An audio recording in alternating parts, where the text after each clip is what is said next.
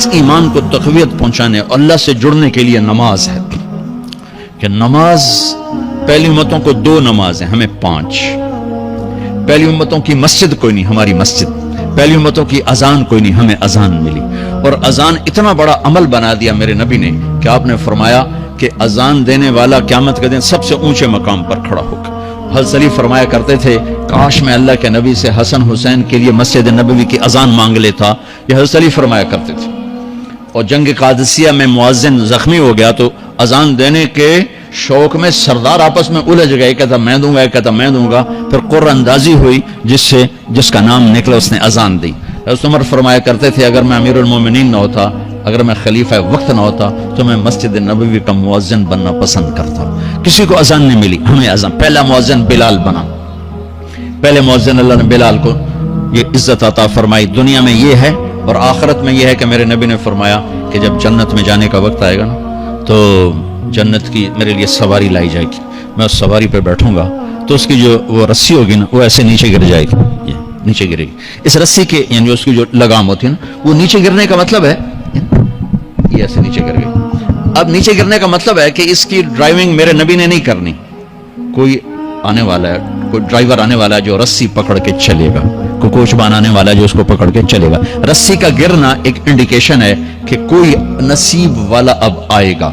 جب آپ کی سواری کھڑی ہوگی، رسی نیچے ہے تو اب سب کی گردن ایسے ہوں گی، کون، سب قیاس کر رہے کون کون کون. اللہ کی طرف سے اعلان ہوگا بلال کو بلایا جائے. بلال بلال تو بلال آپ کی سواری کی لگام پکڑیں گے. اور آپ نے فرمایا کہ سب سے پہلے میں جنت میں جاؤں گا اور بلال میرے ساتھ ہوگا، میری سواری کی لگام پکڑے ہو جائے گا. تو ہمیں اذان ملی، کسی امت کو اذان نہیں ملی. ہمیں 5 نمازیں ملی، کسی امت کو نمازیں نہیں. 2 نمازیں، ایک فجر کی 2 رکعت، عصر کی 2 رکعت. باجماعت نہیں، ان کو اپنی کتاب یاد نہیں، ہمیں قرآن یاد ہے. میرے مدرسے میں ایک بچہ اب ماشاءاللہ امریکہ میں وہ پڑھا رہا ہے، اس نے 30 دن میں قرآن یاد کیا. صبح یاد کرتا تھا، شام کو تراویح میں سناتا تھا. میرے مدرسے کا بچہ ہے، صبح بیٹھ کے مغرب تک پورا ہے سپارہ یاد کر کے اور عشاء کو تراویح میں سنا دیتا تھا. اللہ نے میں ایسا قرآن دے دیا کہ 1 مہینے میں بھی یاد ہو جاتا ہے. 3 دن میں بھی ایک بزرگ نے یاد کیا، 3 دن میں قرآن یاد کیا. اللہ نے ہمیں قرآن کی دولت عطا فرمائی. پڑھنے کے لیے 5 نمازیں عطا فرمائی، تہجد کی نماز عطا فرمائی، اوابین کی نماز دی، اشراق کی نماز دی، چاشت کی نماز دی. نماز کے کتنے دروازے کھول دیے. اور میرے نبی کی آخری نصیحت تھی میری امت نماز نہ چھوڑنا، نماز نہ چھوڑنا، نماز نہ چھوڑنا. اور اس 14 صدی میں کوئی موقع ہے نماز چھوڑنے کا تو وہ میرے نبی کے نواسے کی کربلا کا ہے کہ جب ظلم بھی انتہا پر تھا اور مظلوم بھی اپنی آخری حدوں پر تھا، اور کائنات نے نہ ایسا ظلم دیکھا، نہ ایسے مظلوم دیکھے، نہ ایسی پاکیزہ ہستیاں دیکھی، نہ ایسے درندے دیکھے. تو سورج ڈھلا، نماز کا وقت ہوا ہے تو آپ نے سبحان اللہ، آپ نے زہیر سے فرمایا کہ شمر سے کہو نماز پڑھنے دے. نماز پڑھنی ہے، امت کو پیغام دینا ہے کہ یہ کسی حال میں چھوڑنے کا کام نہیں ہے. تو انہوں نے آگے بڑھ کے شمر سے کہا نماز پڑھنے دو. انہوں نے کہا نہیں، نماز نہیں پڑھنے دیں گے، ہماری تلوار چلے گی. انہوں نے واپس آ کر کہا جی وہ کہہ رہے ہیں ہم جنگ نہیں روکیں گے، تلوار چلے گی.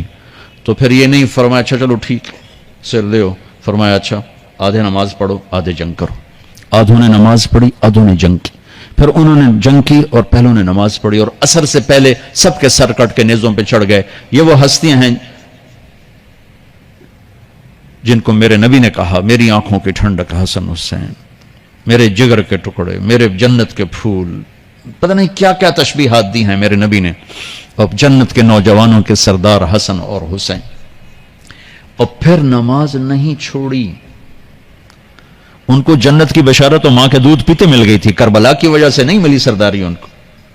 وہ تو ان کے سر کا صحرا ہے الگ. ان کو سرداری جنت کے ملی ماں کا دودھ پیتے ہوئے کہ جنت کے نوجوانوں کے سردار ہیں حسن اور حسین. نماز نہیں چھوڑی. میرے عزیزو نماز نہ چھوڑ. اللہ کا شکر ہے میں آپ بچوں کو دیکھ کے مجھے اپنا کالج کا دور یاد آ رہا ہے. ہمارے دور میں ایک نعیم الدین صاحب گورنمنٹ کالج لاہور میں تبلیغ کا کام کرتے تھے اور وہ اکیلے ہی نماز پڑھتے تھے، کوئی نمازی نہیں ہوتا تھا. اور کسی لڑکے کی داڑھی نہیں تھی، کسی لڑکی سوا سے ایک نعیم الدین کی. اب ہر کالج میں جائے داڑھیوں والے بچے نظر آتے ہیں، ٹوپیوں والے بچے نظر آتے ہیں. کوئی لڑکی کے سر پہ دوپٹہ نہیں ہوتا تھا، کوئی ایجوکیشن تھی.